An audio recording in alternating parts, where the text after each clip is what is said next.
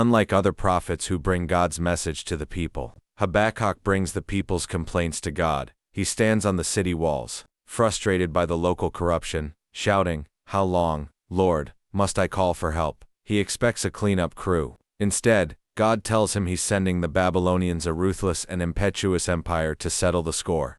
Habakkuk is horrified. He argues back, "How can a holy God use a bigger bully to punish a smaller one?" He decides to climb his watchtower and wait for a better answer.